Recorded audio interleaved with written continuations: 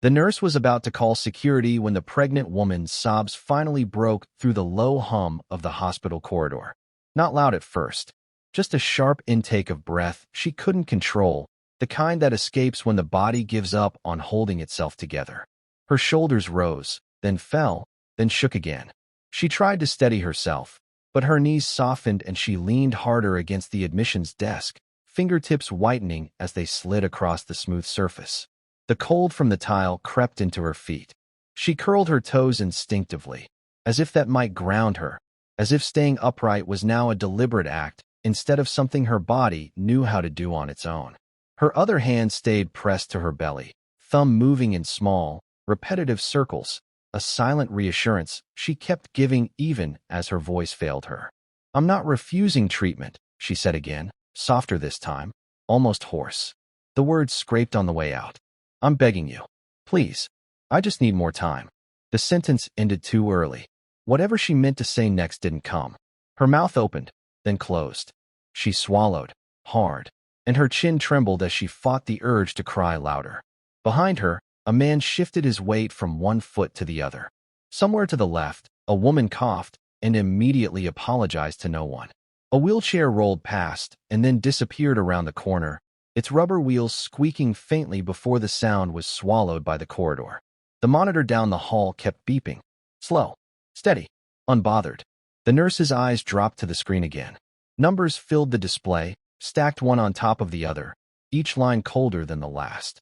Emergency admission, complications, overnight monitoring, tests that had already been ordered, already performed, already billed. There was no undo button, no pause. Her jaw tightened. Policy was policy. She exhaled through her nose, fingers hovering just above the keyboard, then stopping.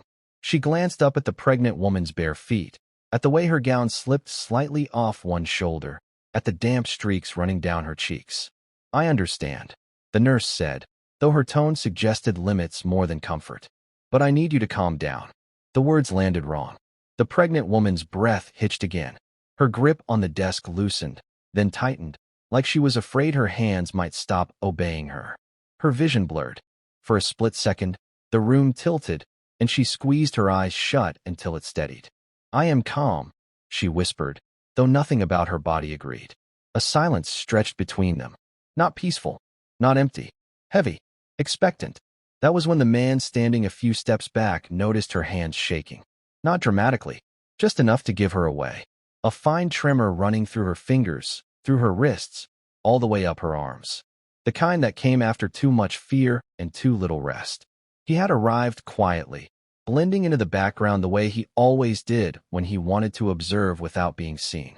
A simple dark coat. No watch anyone would recognize. No security detail hovering nearby.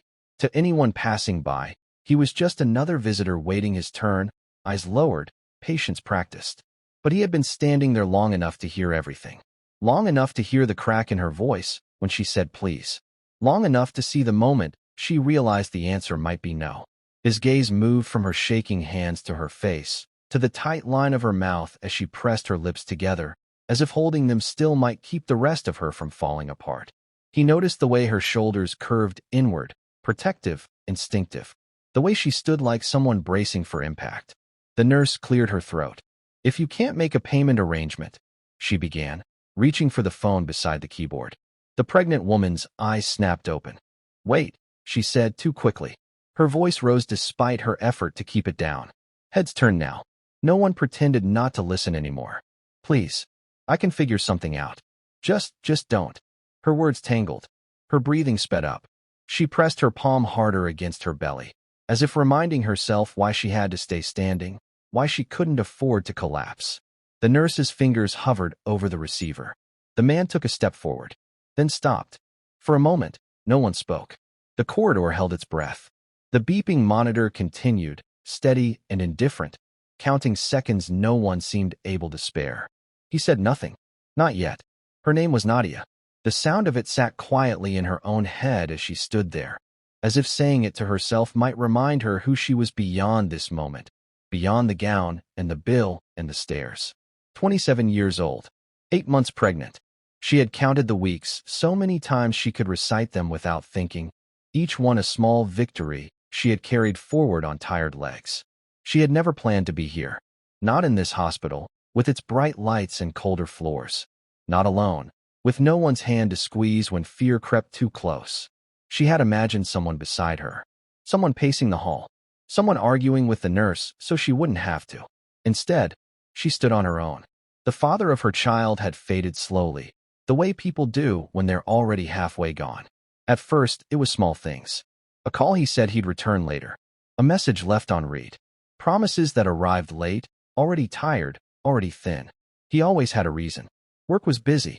His phone died. He was stressed. He would come by tomorrow. Tomorrow kept moving. Then one day, the messages stopped entirely. No warning. No fight. Just silence, heavy and complete, settling over her like dust. Nadia reread old conversations late at night, scrolling back through months that felt like another lifetime, searching for the moment where she should have known. She never found it. Work had become her anchor after that. Not because she loved it, but because it kept everything else from collapsing. Mornings started before the sun. The cafe smelled of burnt coffee and sugar, and she learned to smile through the nausea, to stand still when her back ached, to pretend the dizziness would pass if she ignored it long enough.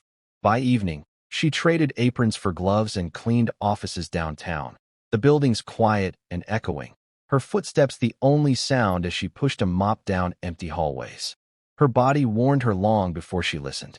Her ankles swelled until her shoes felt tight by noon. Her hands tingled when she bent down. Sometimes the room tilted for just a second, long enough to make her pause. One hand braced against a counter until her vision cleared. She told herself it was normal. Pregnancy was hard. Everyone said so. Missing work wasn't an option. Missing work meant missing rent. Missing rent meant losing the small room she shared in a crowded apartment, the one place that still felt like hers. She lay awake at night, one hand on her belly, whispering plans that depended on everything going right. She told herself she would rest after the baby came. The pain made that promise meaningless. It didn't build slowly. It arrived sharp and sudden, low in her abdomen, stealing the air from her lungs. She froze where she stood, one hand gripping the edge of a table, waiting for it to pass. When it didn't, fear rushed in behind it, fast and unforgiving. By the time she reached the hospital, her hands were shaking, her breath uneven, her thoughts spiraling. Every step through the doors felt heavier than the last. She kept imagining the worst, her mind filling the silence with possibilities she couldn't control. The doctors spoke in careful tones, the kind meant to calm, but that only sharpened her attention. Complications. Monitoring. Possible early delivery. Words floated around her, landing one by one, each carrying weight she wasn't ready to hold. She nodded when they spoke, even when she didn't fully understand. She answered questions automatically. Dates. Symptoms. Insurance. That was when the bills began to appear. Not all at once. Just a glimpse on a screen. A number spoken quietly. A form slid across a counter. Each one chipped away at the fragile hope she had carried in with her, replacing it with a familiar, sinking dread. Standing at the admissions desk now, Nadia felt it all catch up to her at once. The long nights. The ignored warnings. The promises she had made to herself and couldn't keep. And as the nurse looked back at the screen, as the weight of the moment pressed in on her chest, Nadia realized this wasn't just about pain anymore. It was about whether she would be allowed to stay. The man behind her was named Jonathan Hale. He stood a little apart from the others, close enough to hear, far enough not to intrude. His posture was relaxed in a way that came from long practice, shoulders loose, hands resting at his sides, as if he had nowhere else he needed to be. People passed him without looking twice. That was how he preferred it. To the world, his name carried weight. It appeared in business headlines, whispered across conference tables, printed in glossy programs at charity galas. In rooms like those, people leaned in when he spoke. Here, under the flat hospital lights, it meant nothing at all. To the hospital staff that night, he was simply another visitor waiting quietly, unusually patient, unusually still. He had been here for hours already. Long enough for the air to start feeling stale. Long enough for the chairs to grow uncomfortable. His younger sister was upstairs, prepped for surgery, and the procedure had been explained to him in calm, confident terms. He had signed the consent forms without pausing, his pen moving smoothly across the paper. The cost had been mentioned only briefly. He hadn't asked for the total. It was a number that would have stopped most people cold. For him, it barely registered. He had returned to this corridor afterward, needing the movement, the anonymity, something to anchor the waiting. That was when he heard Nadia's voice. It cut through the background noise not because it was loud, but because it was fraying. Each word seemed to pull at something just beneath the surface, something that had been stretched thin long before tonight. Jonathan's gaze lifted without him realizing it, drawn toward the sound. He saw the way she leaned forward when she spoke, as though her body was already exhausted from carrying more than it could hold. Her weight shifted subtly from one foot to the other, a small adjustment that betrayed discomfort she was trying to hide. He noticed how she kept one hand on her belly, steady, deliberate, even when the rest of her trembled. When she apologized for crying, something tightened in his chest. It was an automatic thing, the apology. Reflexive. As if her pain had somehow become an inconvenience she felt responsible for managing. Jonathan felt it register in him before he could stop it, a sharp, unexpected pressure just below his ribs. He looked away for a moment, down at the floor, at the faint scuff marks left by countless shoes. He had learned long ago how to disengage when situations grew emotional. It was a skill that had served him well. Feelings complicated things. Feelings blurred boundaries. Helping was easy. He could step forward, speak a name, write a number, make the problem disappear. He had done it before, more times than he could count. Money was a lever. Pull it, and the world shifted. But staying afterward was not. Staying meant becoming part of the story. It meant follow-up calls, expectations, gratitude that turned into dependence. Lines that once crossed were difficult to redraw. It meant the quiet sense of responsibility that lingered long after the immediate crisis had passed. Jonathan's jaw tightened. He shifted his stance, taking one small step forward before stopping himself. The nurse's hand hovered over the phone. Nadia's breathing grew faster, her shoulders rising and falling in uneven rhythm. The corridor seemed to narrow, the air growing heavier with each second that passed. He told himself to wait. He told himself this wasn't his place. Still, his eyes remained fixed on her shaking hands, and his body stayed angled forward, poised between movement and restraint, as the silence stretched just long enough to make the choice feel inevitable. The nurse lowered her voice, leaning slightly closer to the desk, as if volume alone might restore order. There were other patients waiting. A line forming behind Nadia now, quiet but restless. A man checked his watch. Someone shifted a bag from one shoulder to the other. The rules pressed in from all sides, invisible but firm. Nadia didn't hear most of it. Her legs gave way without warning, the strength draining from them as if someone had pulled a cord loose. She sank into the chair behind her, the plastic seat hard and unforgiving against her thighs. For a moment, she just sat there, bent forward, breath coming in shallow bursts as she tried to steady herself. Her palms flattened against her stomach, warm and trembling. She closed her eyes and lowered her head, her lips moving in a whisper meant only for the life inside her. Apologies tumbled out, broken and urgent. "I'm trying. I'm here. I'm sorry. Please hold on. I'll sign whatever," she said suddenly, looking back up at the nurse, desperation sharpening her words. "I'll work it off. I just need my baby to be okay." Her voice cracked on the last word. The plea hung in the air, raw and exposed. The nurse hesitated. Her gaze flicked again to the screen, then to Nadia's hands pressed protectively against her belly. She inhaled slowly, the way people do when they are bracing themselves to deliver an answer they know will hurt. Behind them, Jonathan turned away for a moment. He faced the blank wall across the corridor, eyes unfocused, jaw set. He had spent years mastering this exact instinct, the pause before engagement, the calculated step back. It was how he had survived boardrooms and negotiations, how he had built an empire on knowing precisely when to act and when to walk away. He had seen generosity blur into dependency more times than he cared to remember. He had watched kindness harden into obligation, watched simple help spiral into expectation. Boundaries were not optional in his world. They were survival. He pressed his lips together, drawing a slow breath through his nose. This wasn't a pitch. There was no rehearsed story, no strategic angle, no attempt to impress or persuade. No one had looked at him and seen an opportunity. This wasn't a scheme. He glanced back despite himself. Nadia sat folded inward, shoulders shaking now. tears slipping free without resistance. She wiped at her face with the back of her hand, then stopped, as if suddenly aware of how she must look. Her apology came again, softer this time, directed at no one in particular. "I'm sorry," she murmured. "I'm sorry." The word landed somewhere deep in Jonathan's chest. This was fear in its purest form. Unfiltered, unprotected, the kind that stripped a person down to what mattered and left everything else behind. The nurse cleared her throat.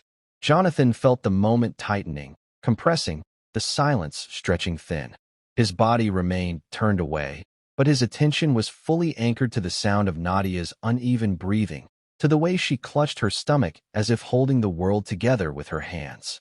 If you're still watching, subscribe to Stories by_BB for more powerful human stories like this. He stayed where he was, caught between everything he had learned and everything unfolding in front of him, knowing that whatever happened next would change more than just this night. Jonathan stepped forward quietly, not fast, not hesitantly either, just enough to close the distance, his shoes making the faintest sound against the tile. No one noticed him at first. Conversations continued in low murmurs. The monitor down the hall kept its steady rhythm. He didn't raise his voice. He didn't clear his throat or look around for attention. When he spoke, it was calm, almost conversational, as if he were asking for directions. "How much?" The nurse froze mid-movement. Her fingers stilled above the keyboard, her eyes lifting from the screen to his face, surprise flashing across her features before she could mask it. She studied him for a second longer than necessary, taking in the plain coat, the unremarkable posture, the lack of urgency in his expression. She glanced back at the screen, then back at him. The number came out carefully, measured, as though she were testing the weight of it in the air, almost defensively, as if she expected the question to dissolve the moment it was answered. Jonathan listened without interrupting. His face didn't change. No sharp intake of breath. No pause. Just a single, slow nod, acknowledging that he had heard. "I'll take care of it," he said, anonymously. The words settled over the desk like something solid. For a moment, the corridor seemed to stop moving. The murmurs behind them thinned. The nurse's hand dropped to her side. Even the beeping monitor down the hall felt louder in the sudden stillness, its rhythm cutting through the quiet. Nadia looked up. Her lashes were wet with tears, clumped together, her eyes wide and searching as she tried to understand what she had just heard. Confusion crossed her face, followed by something close to fear, as if hope itself felt dangerous. "I don't understand," she whispered. Her voice was barely there, fragile enough to break if anyone leaned too close. She looked from the nurse to Jonathan and back again, her hands still pressed protectively against her stomach, as though letting go might undo whatever was happening. Jonathan met her gaze. "You don't need to," he replied gently. His tone didn't rush her, didn't ask for anything in return. "Just focus on your baby." Something in Nadia's expression shifted then. Not relief exactly. Relief came later. This was something quieter. A loosening. Her shoulders dropped a fraction. Her breath hitched once, then came again, slower this time, steadier. The nurse cleared her throat, breaking the spell. She turned back to the computer, fingers moving quickly now, her earlier hesitation replaced by efficiency. Screens changed. Forms appeared. The atmosphere around the desk lightened, the tension draining out in small, almost imperceptible ways. Behind them, someone exhaled. A chair scraped softly against the floor. The line resumed its slow shuffle forward. And just like that, the balance of the room shifted. What had been a place of refusal became a place of motion. What had been a standoff became a transition. Nadia remained seated, stunned, her hands still resting on her belly, as the world around her adjusted to a decision made in a single, quiet moment. Jonathan stepped back again, returning to the edge of the corridor, already receding into the background. But nothing in that space would feel the same after this. Paperwork moved faster after that. The nurse's fingers flew across the keyboard, the sharp tapping cutting through the air with new urgency. Screens changed. Forms printed. A pen appeared where there hadn't been one before. The tone at the desk shifted, voices lowering, movements becoming purposeful instead of restrained. Nadia watched it all like someone watching a scene through glass. She nodded when asked questions, though she wasn't sure she heard them correctly. Her signature wobbled across the page when the clipboard was placed in her hands, her grip unsteady as if her muscles were only just realizing they were allowed to relax. Each stroke of the pen felt unreal, like signing her name into a moment she might wake up from. A wheelchair appeared beside her, its metal frame cool and solid when her fingers brushed against it. She hesitated, glancing once over her shoulder, half expecting someone to stop her, to say there had been a mistake. No one did. Hands guided her gently as she shifted her weight, the chair creaking softly as she sat. The pressure on her legs eased, and she let out a breath she hadn't known she was holding. It came out shaky, uneven, but it came. As they started down the hall, the lights passed overhead in a slow, steady rhythm. White. Pause. White again. The corridor felt longer now, stretched by exhaustion and disbelief. Her hands stayed on her stomach, fingers splayed wide, as if anchoring herself to the only thing that felt certain. Her breathing slowed. Not all at once. Just enough for her chest to stop tightening with every inhale. Just enough for the room to stop spinning. The fear didn't disappear, but it loosened its grip, retreating to the edges where it could be managed. She turned her head once, looking back toward the admissions desk. The man who had spoken was no longer there. She searched the faces that passed by, her gaze flicking from one stranger to the next, but he had already blended back into the flow of the hospital, swallowed by movement and distance. She would never learn his name. There was no exchange of information, no lingering look, no promise of return. Only the echo of his voice. She only knew that a stranger had stepped into her worst moment and changed its direction. The wheelchair rolled on, its wheels humming softly against the floor. A door opened ahead of her, then closed again behind her, sealing off the noise of the corridor. The smell shifted, cleaner somehow, sharper. Relief washed over her in small waves, unexpected and overwhelming. Her eyes burned again, not with panic this time, but with something close to disbelief. She blinked hard, afraid that if she cried too much, this fragile calm might crack. Relief, when it arrives suddenly, can be disorienting. It leaves the body unsure of what to do next. Muscles that have been braced for impact don't know how to let go. The mind keeps searching for danger even when the path ahead appears clear. As Nadia was guided deeper into the hospital, the doors closing softly behind her, a quiet awareness settled in her chest alongside the relief. This night was not over, and relief does not last forever. Hours later, alarms sounded softly in Nadia's room. Not the sharp, frantic kind that sent people running, but a measured, insistent tone that cut through the dim quiet like a warning whispered too close to the ear. Nadia stirred before anyone spoke, her eyes snapping open as her body reacted faster than her thoughts. The monitor beside her bed flickered. Numbers shifted. A line dipped, then steadied, then dipped again. The baby's heart rate dropped. A nurse was at her side instantly, fingers moving across controls, eyes trained on the screen. Another voice joined from the doorway, calm but quick. Footsteps followed. Shoes squeaked faintly against the floor as more people entered the room, filling the space with motion. "It's okay," someone said, softly but firmly. "Just breathe." Nadia tried. Her hands flew to the rails of the bed, gripping the metal so tightly her knuckles went pale. The cold seeped into her palms, grounding and painful at the same time. Her chest tightened, breath catching halfway in as terror surged back, hot and immediate.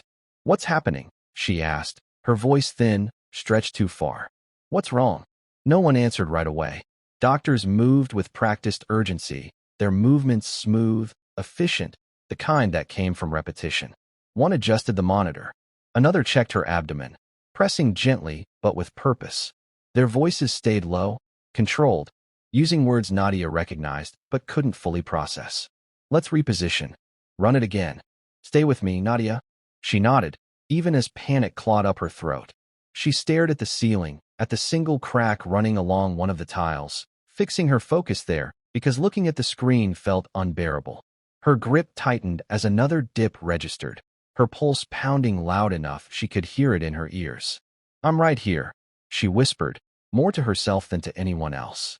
Her other hand slid instinctively to her stomach, fingers trembling as she pressed gently, as if touch alone could keep everything steady. Somewhere else in the hospital, Jonathan Hale received the update. Upstairs, the waiting room was nearly empty, its lights dimmed for the late hour.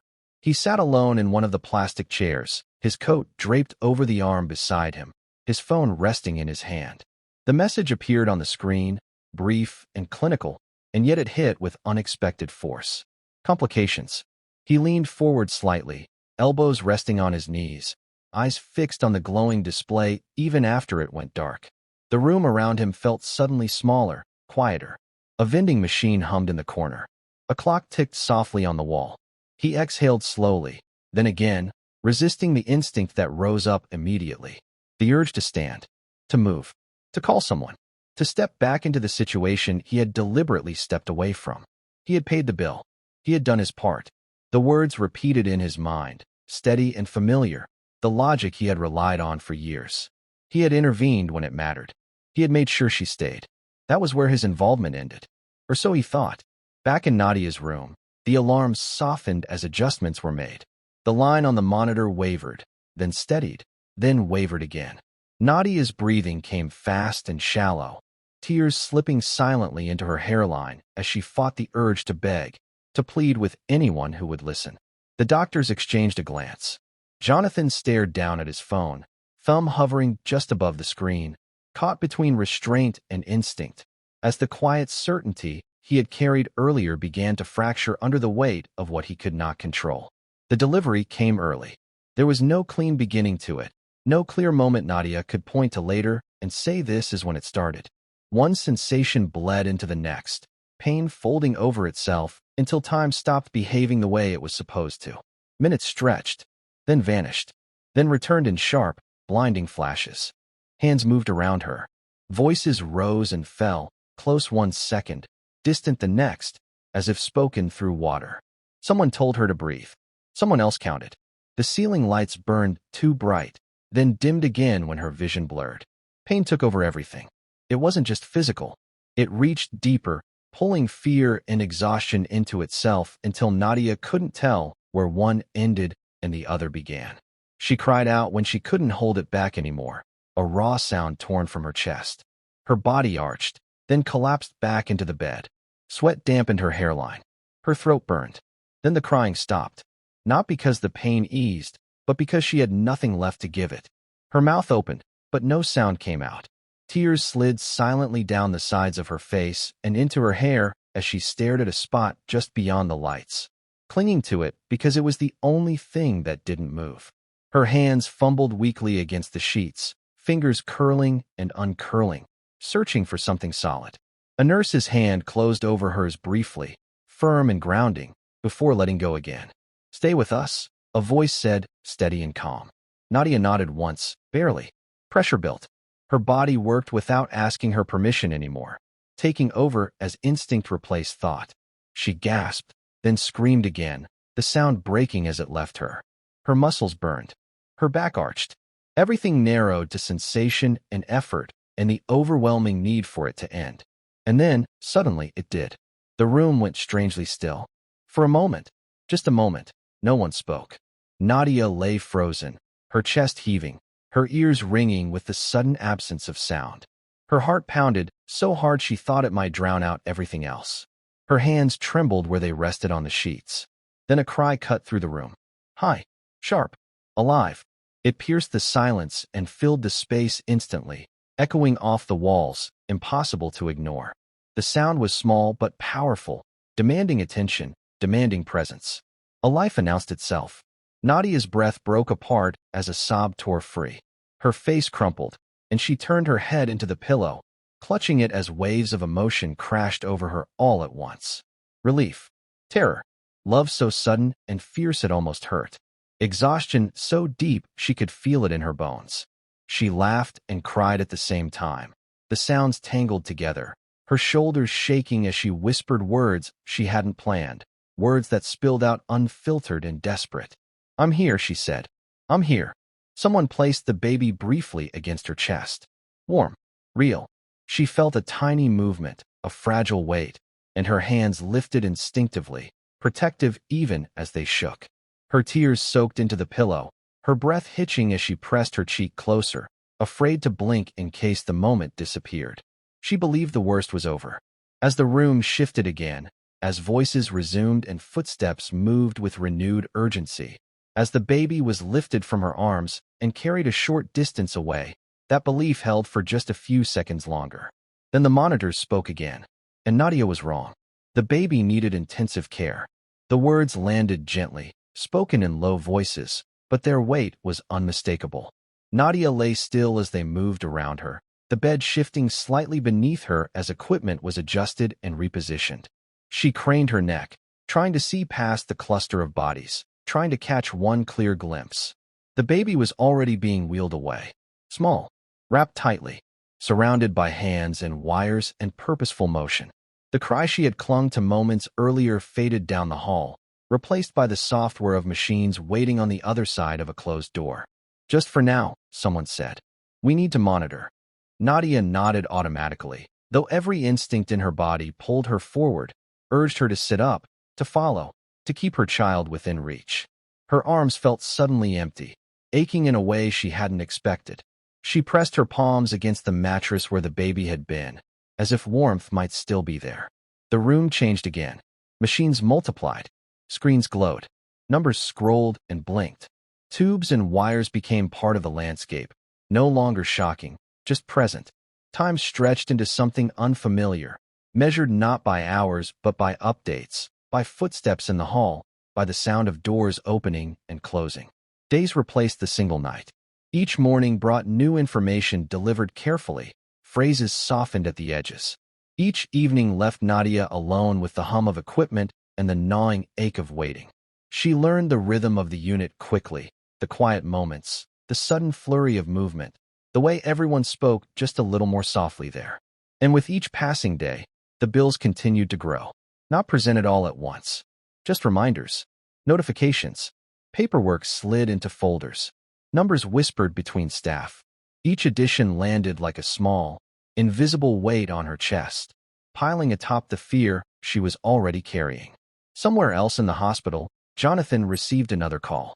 He was standing by a window when his phone vibrated in his hand. Dawn light filtered through the glass, pale and thin, washing the waiting room in gray. He glanced down at the screen, already sensing the shift before he read the words. Intensive care. He closed his eyes, not in frustration, not in disbelief, just a brief, instinctive reaction, like bracing against an impact he had known was coming. He leaned his forehead lightly against the cool glass, exhaling slowly as the sounds of the hospital continued around him.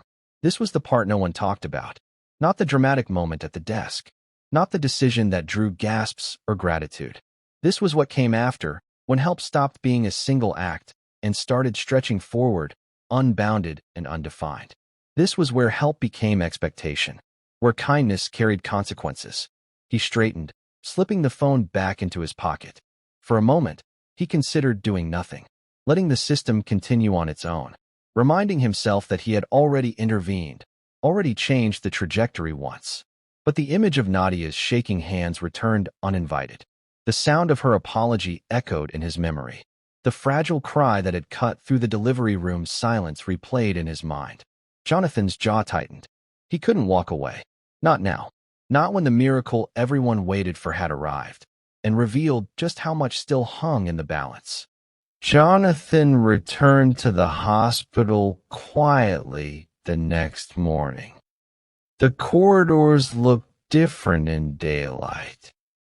Softer, almost ordinary, as if nothing extraordinary had happened within them overnight.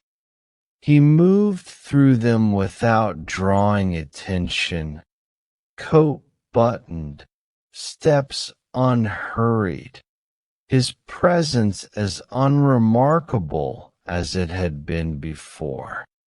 The nursery was still. Machines hummed behind glass walls. Lights glowed low and steady. Inside, tiny forms rested beneath blankets far too large for them, each surrounded by a careful arrangement of tubes and monitors that blinked and pulsed with silent vigilance. Nadia stood at the window, She hadn't noticed him yet. Her body leaned forward slightly, forehead almost touching the glass. Her shoulders rounded inward in the same protective curve he had seen the night before. One finger was lifted, pressed gently against the window, tracing the faint outline of where her child lay on the other side. Her lips moved. Jonathan couldn't hear the words, but he could see the rhythm of them.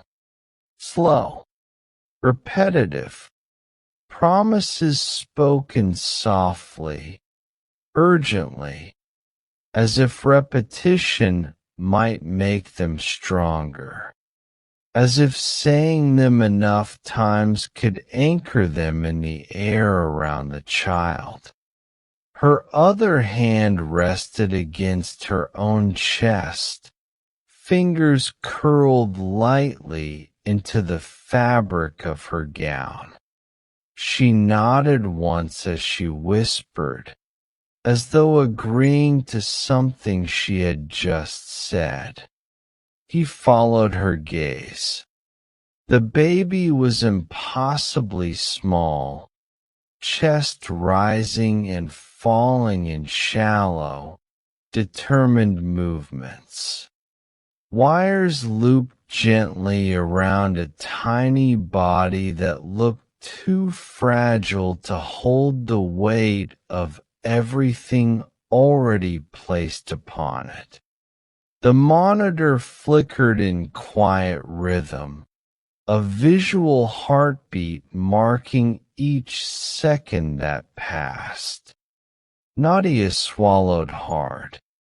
Her shoulders shook once, then stilled. She leaned closer, her fingers sliding slightly on the glass before settling again. "I'm here," she mouthed. Jonathan felt the words land even without sound. He stood a few steps back, unseen, watching the space between them, mother and child, separated by glass and necessity. Watching the way Nadia's entire body seemed oriented toward that one small point in the room, as if nothing else existed. Something shifted in him then, not suddenly, not dramatically, just a clear, unavoidable realization that settled into place with quiet certainty. This wasn't charity. Charity was distant, temporary. It asked nothing beyond the moment it was given. This was different. This was responsibility.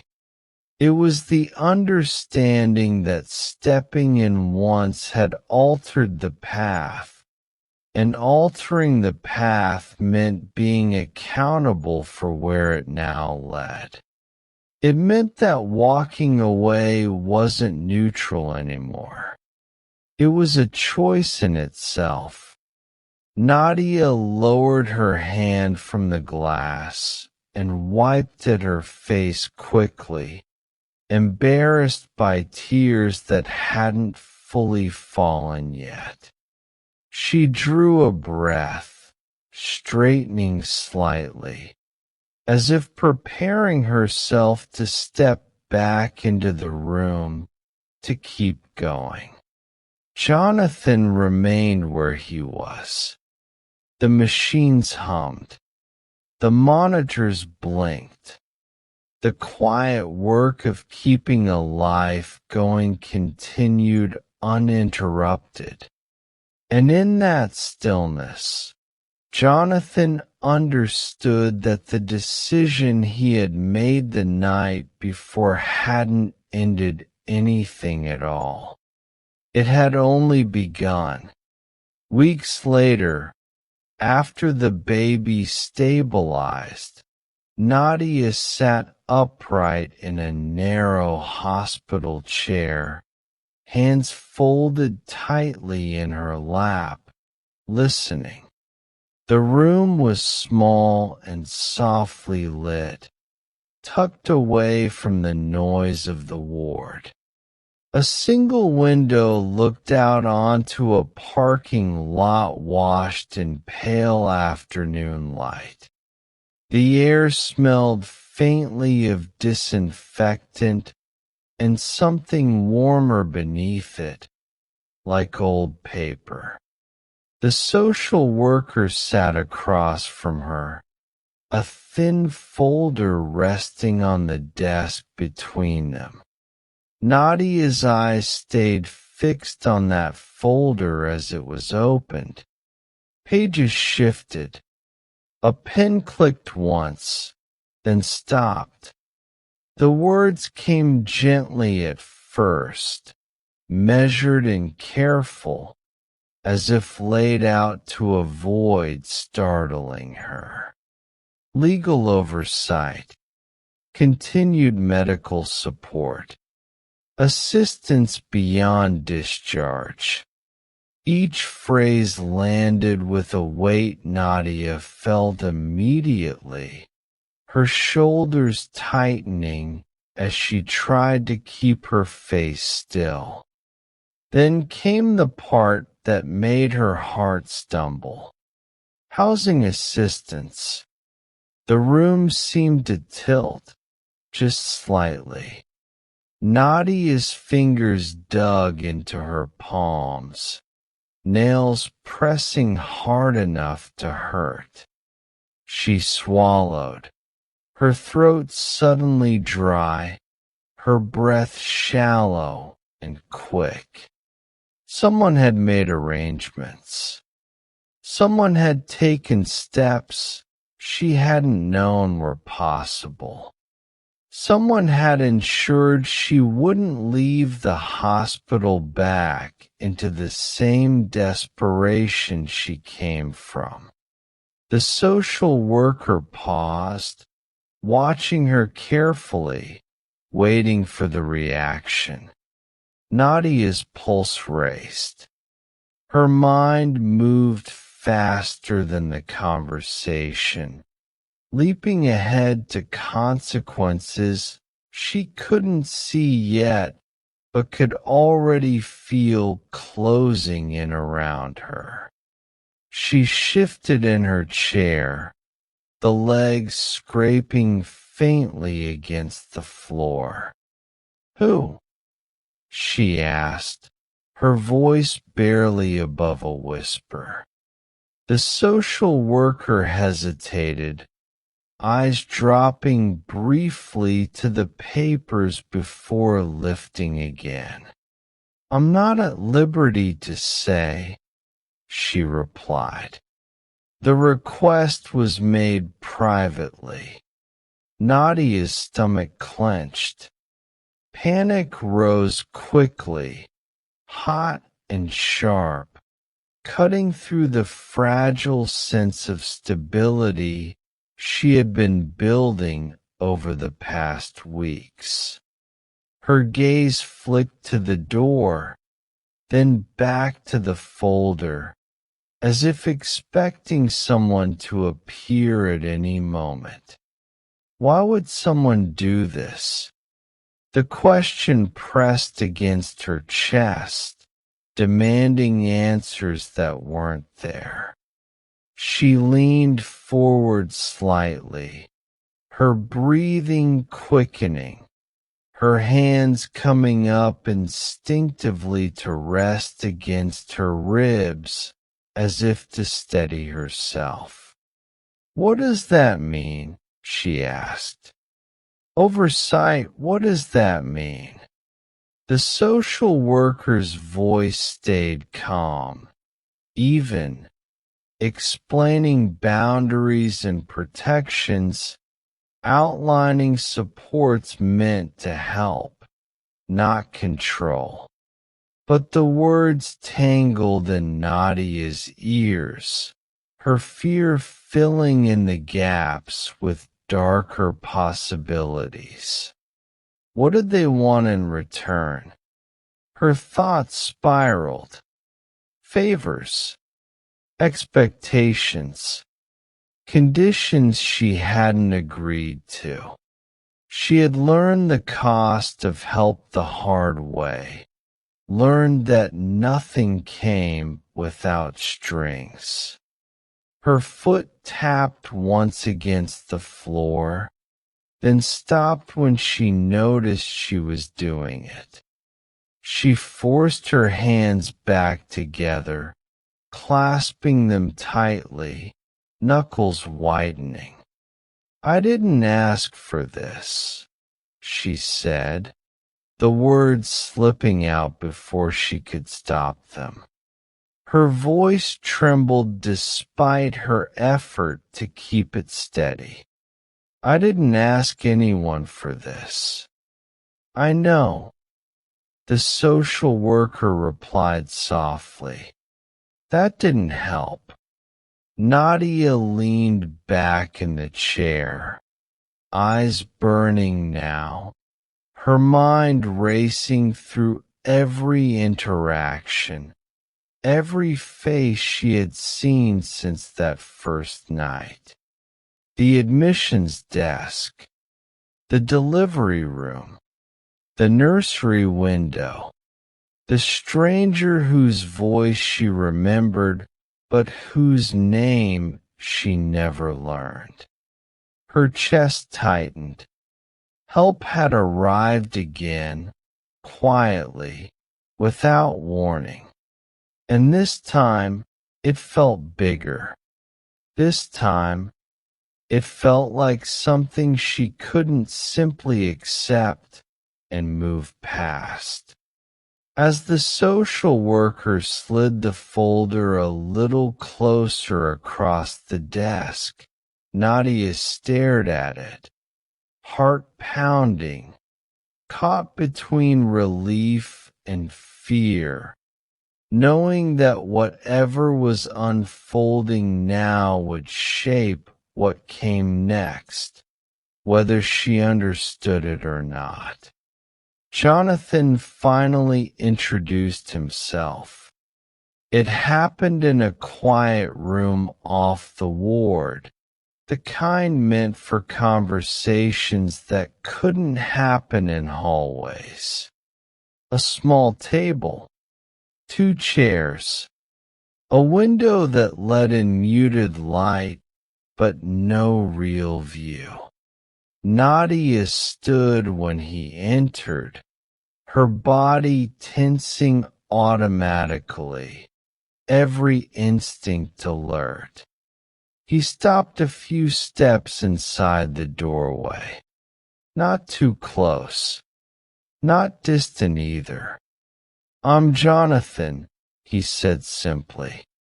No title followed, no explanation. Just his name, offered without weight. Nadia searched his face, her brow tightening as recognition flickered and then settled. It took a moment, but then she saw it. The dark coat, the calm voice from the admissions desk. The man who had spoken once and disappeared. Her breath caught. "It was you," she said quietly, not accusation, not gratitude. Just fact. He nodded once. She folded her arms across her chest, a protective reflex she didn't bother to hide. "Why?" The word came out sharper than she intended. "Why are you doing all this?" Jonathan didn't answer right away. He pulled out the chair across from her, but didn't sit immediately. His hand rested on the back of it, fingers curling slightly as if grounding himself. When he finally spoke, his voice was steady, but there was something restrained beneath it. "I'm not here as a billionaire," he said. Nadia's eyes flicked up at that, skeptical, guarded. "Not as a benefactor either," he continued, meeting her gaze now. "And not because I expect anything from you." She remained silent, her jaw tight, waiting. Jonathan sat down slowly. He leaned forward just enough to show he wasn't retreating from the conversation.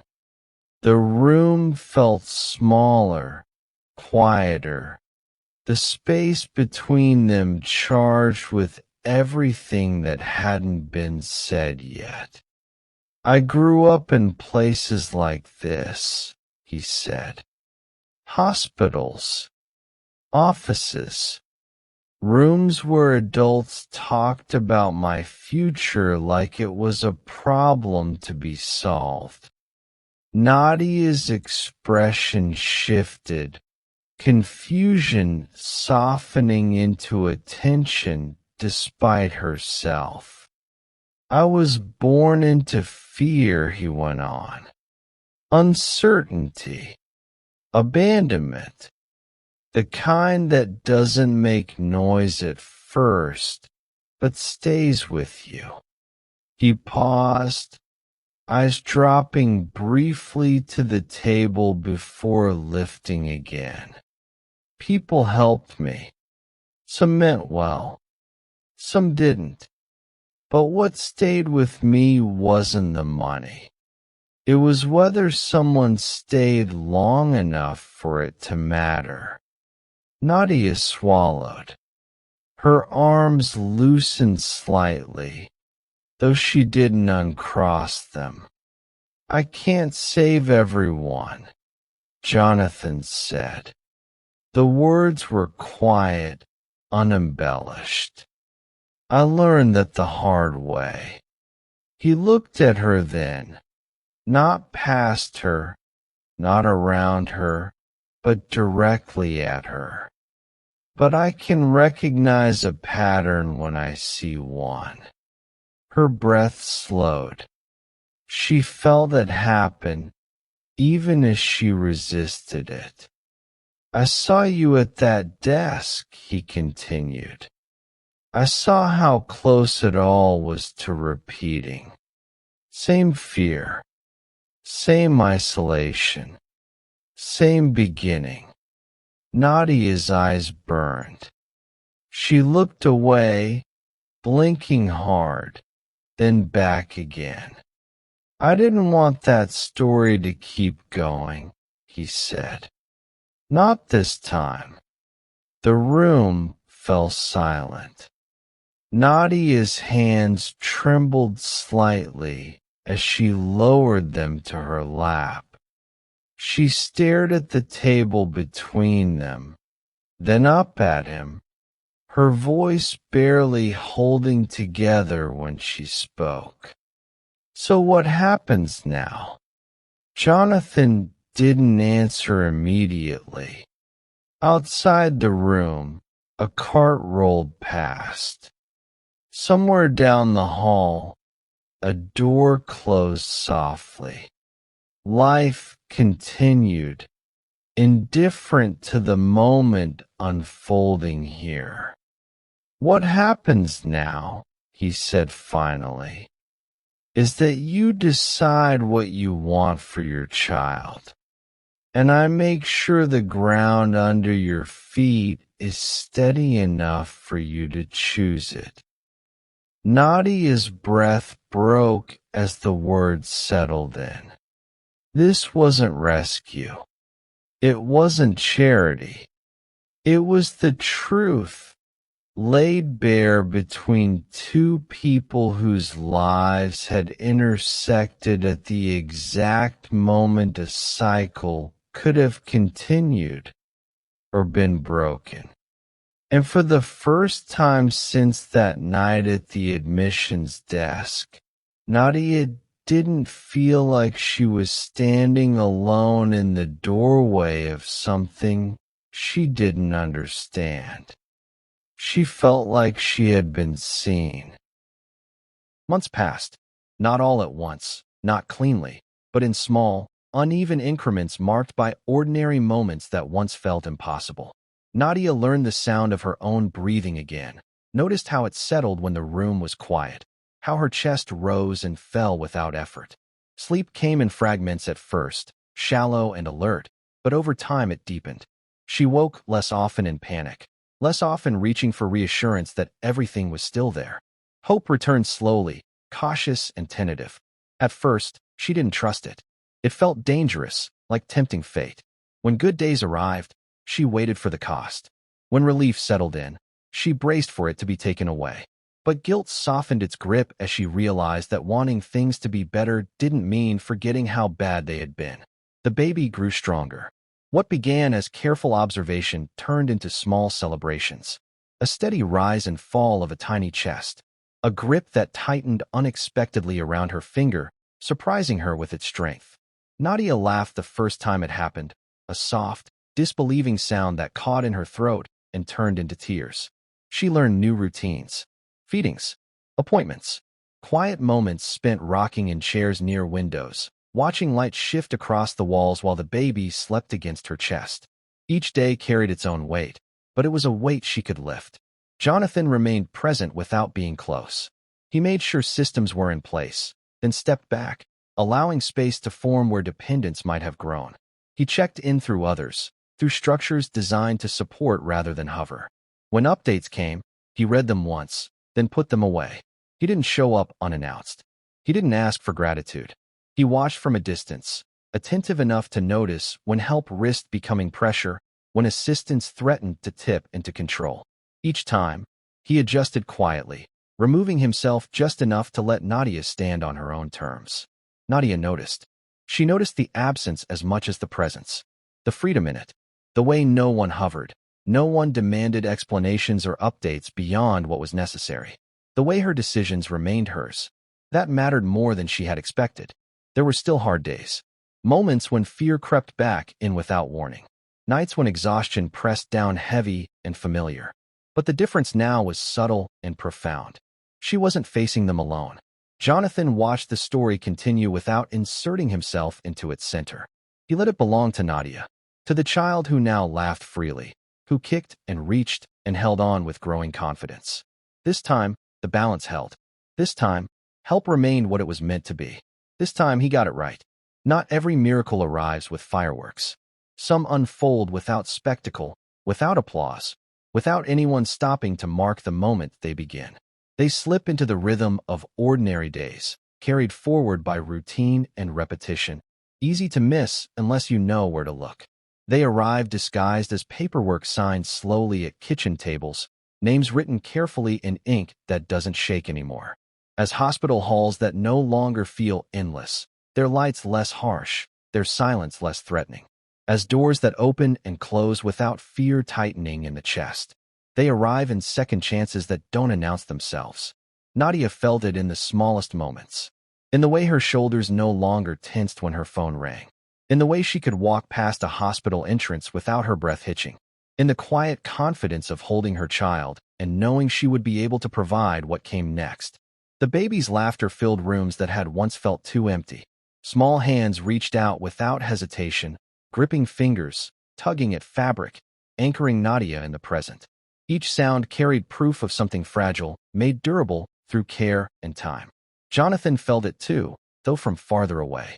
In the knowledge that some interventions didn't require presence to remain meaningful. In the restraint it took to let the story unfold without him. In the understanding that mercy didn't need an audience to be real. Sometimes the unthinkable isn't tragedy. Sometimes it's the quiet realization that a cycle has been interrupted, that fear didn't get the final word, that the future, once so narrow it felt impossible, has widened just enough to allow choice. Sometimes it's mercy. It moves softly, without demand or declaration, leaving behind not gratitude or obligation, but space. Space to breathe, space to grow, space for a life to continue without carrying the full weight of what almost was. And long after the hospital halls fall silent, long after the paperwork is filed away, that mercy remains, steady, unseen, doing its work. Nadia still remembers the night she almost lost everything. The memory doesn't arrive all at once. It comes in pieces, uninvited. The feel of cold tile beneath bare feet, the weight of a hospital gown slipping at the shoulder, the sound of her own breathing when it refused to steady, no matter how hard she tried. Even now, those details surface without warning, lingering just long enough to remind her how close it all came to slipping away. She remembers the fear more than the facts, the way it hollowed her out, the way it convinced her that standing there alone was all she would ever know. Sometimes, in quiet moments, she presses her palm against her chest and lets the memory pass, grounding herself in the present until her breath slows again. Jonathan still remembers the night he chose not to look away. He remembers the pause before he stepped forward, the weight of everything he had learned urging restraint, the cost he knew would follow. He remembers the sound of his own voice when he finally spoke, how ordinary it seemed against the magnitude of the moment, how a single question changed the direction of a life he would never fully step into. That choice stays with him, not as regret, not as pride, but as a reminder of the moments that don't announce themselves as turning points until long after they've passed. And somewhere between those two memories, a life was changed forever, not in a way that made headlines, not in a way that demanded recognition, but in a way that reshaped what came next, quietly and completely. The baby grows, unaware of the narrow margin that once surrounded the beginning of their life. Nadia moves forward, carrying both the weight of what almost happened and the strength of what didn't. Jonathan continues on, knowing that some decisions echo far beyond the moment they're made. The hospital corridor has long since returned to its routine. New footsteps, new voices, new nights unfolding without notice. But the choice made there remains. Like the video, leave a comment and tell us where you're watching from. This is Stories by _BB.